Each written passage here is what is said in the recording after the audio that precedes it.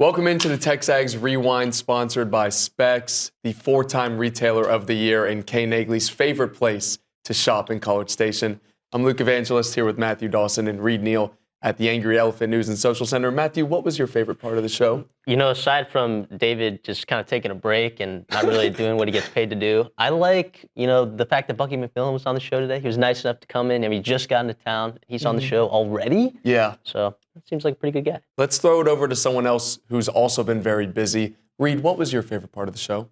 I think Bucky's going to be everybody's pick, but I also do want to shout out J.B. Moss just because I feel like anybody who can play golf somewhat professionally is just insanely, impressive. So, well, I don't know how good J.B. Moss's golf game is, but I know that he is elite as a follow on Twitter and really knows his baseball stuff. Hey, Nick Savage back there in the production room, what was your favorite part of the show? He actually doesn't know anything I'm saying right now, so I'm just going to say nothing at all, and he's just going to think, oh, he actually said something. I don't know what Nick said, but I'm going to take that as he loved every part of it, and he's always doing a great job. How about you continue watching this video and check out what we had on the show today? Going back to yesterday, I'm hearing Bucky speak, and there's a lot of different things that I really enjoyed. Okay, and we may even hear it in one of these sound bites, right? I think we actually will in a moment. But talking about 5 guys diving for a loose ball, which, by the way, for the last 6 years, that's kind of what we've gotten used to. Like Buzz's teams, same kind of formula, right? Yeah. As far as, Yeah. I mean, playing hard. Playing very hard. Like so that seems to be the standard, right? And it's going to continue. Throw in offensive efficiency. Please. Right? Please throw in some offensive efficiency. He's talking yesterday, and he simplified the game so much to me. Like, hit your free throws, hit your shots, hit your threes, right? Like, I mean, he compared it, this bite I don't have, to golf, right? If I knew I had to work on these, That my driving, my your 7, whatever, the 9. I don't play golf. You my can tell. pitching wedge, my putter. Right, whatever. He said, then I don't have to worry about the 9 iron, the 8 iron, so on and so forth.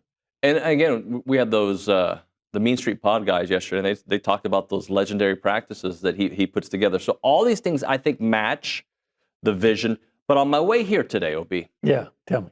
Listening to Cannell and Dusty and Cannell. Yeah, I was listening to them. I like them sometimes. Yeah, and I'm not going to get my feelings hurt because I understand where they're coming from. Okay. But they're like, you go from hiring Chris Beard, potentially, to Bucky. And Bucky may be good, but I've never heard of Bucky. Right. All right. And you go to Todd Golden 4 years ago. Exactly my point. And I understand that thinking outside of, even in College Station, I understand, I've never heard of this guy. Why should I believe that this guy will be it? Well, my opinion is, if you listen to him talk yesterday, he already seems like he gets this place. The style of basketball, I think, is going to be conducive to being he even said it. It's entertaining. He wants an entertaining style of basketball, right? I loved, I'm in the minority, I loved 90s basketball when the Rockets would throw the ball to Dream and Charles Barkley, and the game would slow down. It was an eyesore for most people. I did love it. People want Phi Slamma Jamma. People want up and down scoring. People want up and down defense. And that's what he's going to bring. 4th and 1 situations with the Texas game comes to mind. It actually happened in the South Carolina game that he got hurt on. Offensively, they were a different team when he left. As good as Amari Daniels was, I think they get a couple of those 4th and 1s. If not all of them, one of them.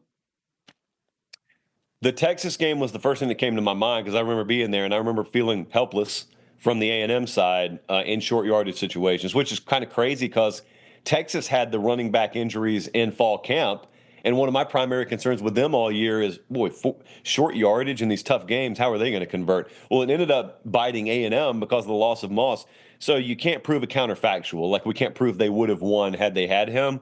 But if we want to go down that road for 20 seconds, let's just say for a second that's the case. And that's what it takes to tip that game. Well, then it's them going to Atlanta. And who knows what happens there? Because we remember Georgia's quarterback goes down. There's no way to prove that still happens. Obviously, that's what makes the what-if game fun because you're never wrong because you can't prove the counterfactual. But at the very least, what we would be discussing about Mike Elko, the same thing we were discussing a couple of years ago about Brian Kelly, of wow, look at what he just did in year one. He took this team to Atlanta. They were on the brink, against Georgia still, of winning the SEC championship. But then you also don't know what the playoff picture would have looked like after that. You have no idea how it would have shaken out. So, yeah, that's a fun one. That's a very fun one. It's a very interesting one. I don't know if the Texas game ends differently, but it feels different because if you get that first for 4th and 1, take a 7-0 lead, I think the game feels different. You get a touchdown early on, or even late, you make it a game, right? You're within striking distance in the 4th quarter. So that was one thought. Here's another one for you. Not that it would change that much because they were right there, but what if A&M gets into the playoffs in 2020 over Notre Dame, right? What if? How does that kind of change the way we look at the Jimbo era? Because people kind of dismissed the 9-1 season because it was the COVID year, but I think getting that invite might change a little bit of how we look at it. Yeah, so the whole COVID year, it's funny. I've partaken in this train of thought too. If you were bad in the COVID year, I'm totally willing to excuse it. If you were great in the COVID year, I totally acknowledge it. Like Bama, I think Bama won the title that year, right? So I think of that team the same way I do a normal team. Bucky McMillan in studio. Thanks for coming in, man. Glad to be here.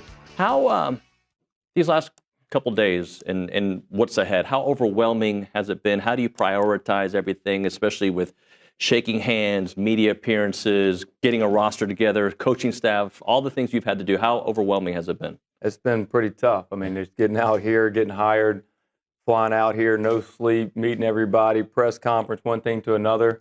But it's been great. Like, I mean, it's really been great, and it's been such great support from the people out here. And, you know, but it's time to get to work today and find a roster. We got one player on that roster right now. So today is going to be full steam ahead with recruiting and trying to piece together some players so we can be competitive next year.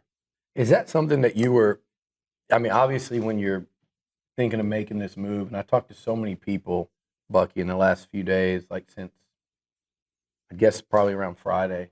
And you know, I joke because I called Cole Kubelik, and he was like, I don't know if you guys can get him out of Birmingham. Like, you know, and he meant it. You know, he said it. So when you're thinking about the magnitude of a move like that, and you look at that roster, does it make you wonder? Like, I mean, obviously you embrace the challenge. We're sitting here today.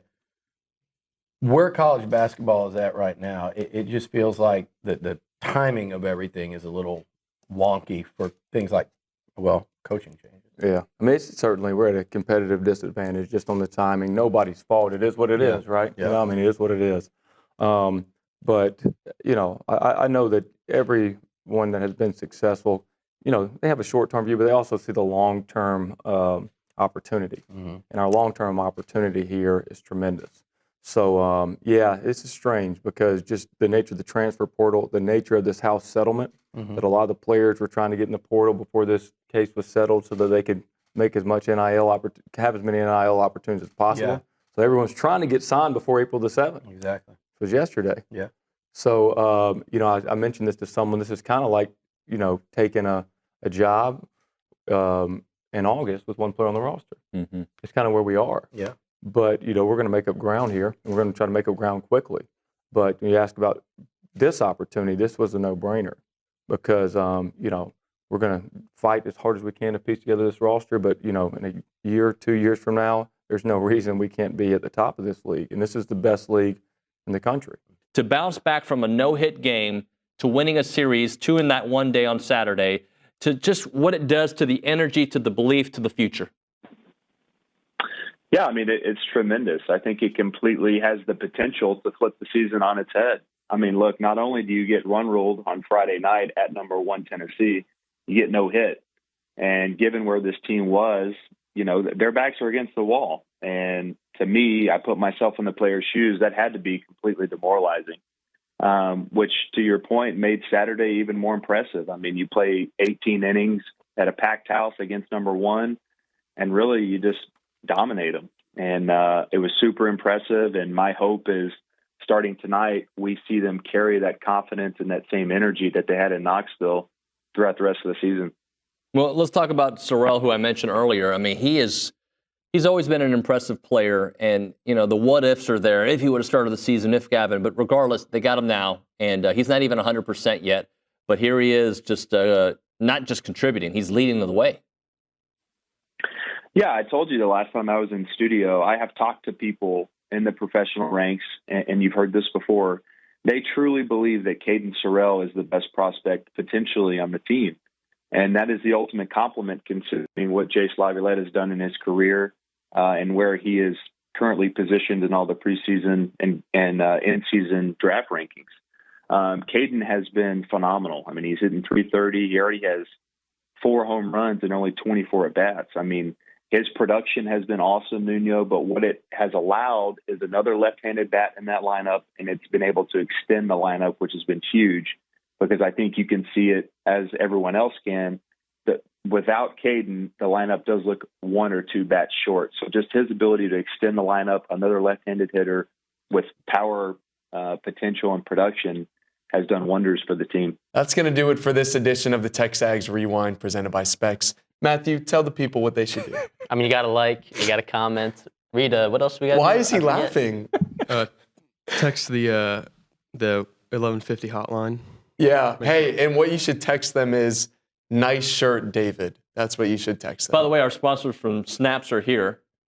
So do they have a shirt for me or what? No, but the way you did the rewind today, they might, because you did a really good job. Oh, let's go.